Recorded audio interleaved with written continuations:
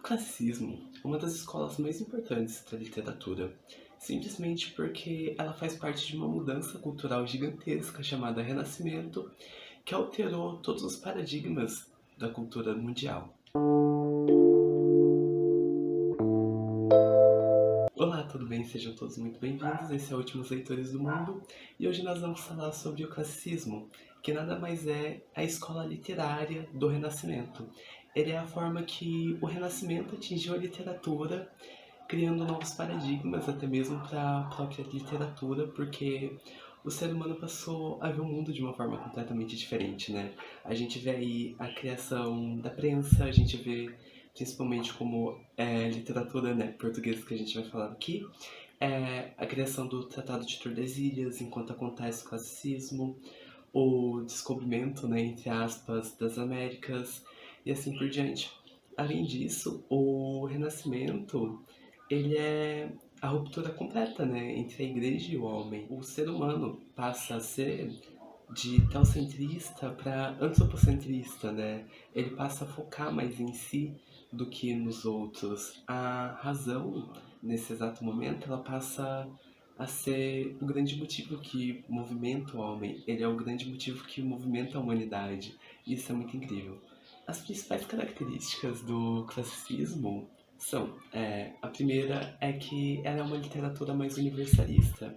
Como o ser humano passa a ter uma comunicação muito maior entre si, né? Passa a existir uma conexão cultural entre todos os países muito maior por causa do mercantilismo gigantesco que estava tendo naquela época, principalmente por causa do início do comércio entre a Europa e as Índias, né, através do mar, e os grandes navios, né, que iam pelo mundo inteiro tentando descobrir ilhas, tentando conhecer novos povos, etc.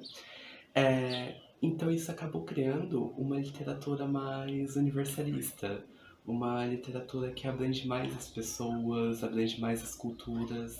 Outro ponto muito importante também é que o classicismo ele é antropocentrista, né? Como a gente acabou de falar, o ser humano até o momento do Renascimento ele era muito teocentrista. A Igreja Católica dominava o mundo, né? Culturalmente, o homem via Deus como centro de tudo, de todas as coisas. E como o Renascimento vem para quebrar isso, a literatura acompanha. E ela passa a ser antropocentrista também, que literalmente significa o homem como centro, né? Literalmente significa que o ser humano passa a ser o centro de toda a literatura.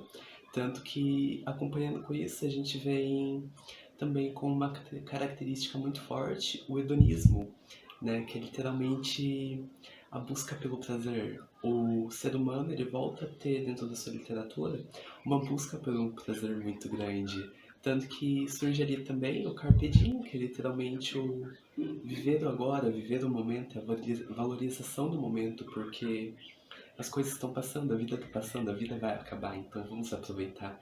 E por isso se conecta muito com o hedonismo também, né? Então, tipo, o hedonismo, a busca do prazer, das paixões, e o Carpe Diem junto, vamos aproveitar o momento. Então, existe uma valorização muito grande do ser humano, da sua individualidade, do seu racional, porque existe uma valorização muito grande do racionalismo, da racionalização das coisas e tudo que existe ao nosso redor também dentro do classicismo.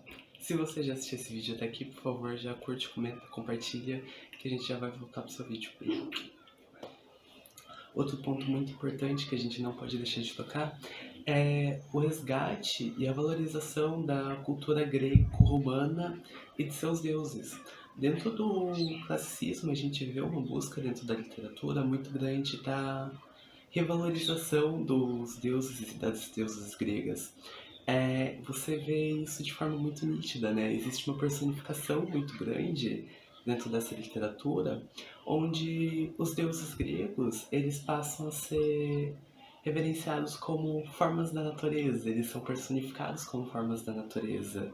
E além disso, existe, né, dentro de todo o Renascimento e dentro de toda a cultura classicista uma busca muito grande pela revalorização da cultura greco-romana, como o ser humano volta a ser o centro de tudo, né, dentro da sociedade, ele volta também a buscar tudo aquilo que ele valorizava antigamente e o que não mais, né, e o que não mais ideal do que a própria cultura greco-romana como busca da racionalização das coisas, como busca da ciência, como busca da lógica, sabe?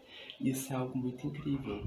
Mas o que você não pode esquecer é, dentro da literatura classicista, existe uma revalorização da cultura greco-romana, do seu paganismo e de seus deuses muito grandes. Existe uma busca muito grande por essa revalorização e ela é muito utilizada de uma forma muito nítida dentro da literatura. Outra coisa muito importante é que dentro do classicismo se é muito utilizado decassílabos, sonetos, épicos e autos, criando também aquilo que é chamado dentro dessa literatura de medida nova, que é uma nova forma de se escrever poemas e poesias. Isso é algo muito legal, né? Porque até o ponto do classicismo ser utilizado a medida velha.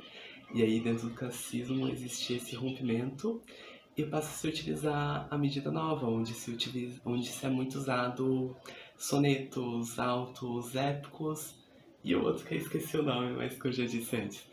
Então, além disso, a gente vê três figuras de linguagem que são muito marcantes dentro do classicismo. São o paradoxo, a antítese e a personificação. Contando junto com isso, coisas que a gente não pode esquecer.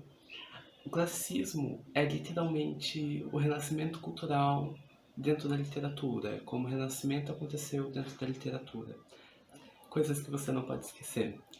Classicismo tem uma busca muito grande pelo racionalismo, ele é antropocentrista, né? Busca colocar o ser humano como centro de tudo, de todas as coisas. Existe uma revalorização e uma busca pela cultura greco-romana e seus deuses gigantesca dentro de todo o classicismo. E é a forma que o renascimento acontece dentro da literatura.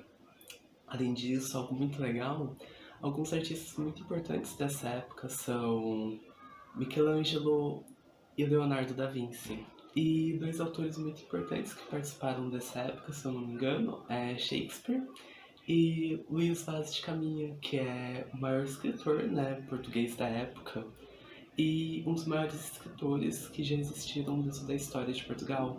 Luís Vaz de Caminha é um nome que você não pode esquecer, porque provavelmente ele vai cair no seu vestibular. Se você quiser, a gente pode trazer até mesmo um vídeo sobre ele aqui no canal. Muito obrigado por ter assistido esse vídeo até aqui. Esse é Os Últimos Leitores do Mundo, a gente vai dominar o mundo. Valeu, já curte, comenta, compartilha esse vídeo, por favor. Diz aqui embaixo o que você achou desse vídeo, alguma dúvida que você tiver, ou qualquer tipo de informação para acrescentar, né, dentro aqui do vídeo, pra gente criar um campo de conhecimento muito grande, porque é para isso que esse canal foi criado mesmo.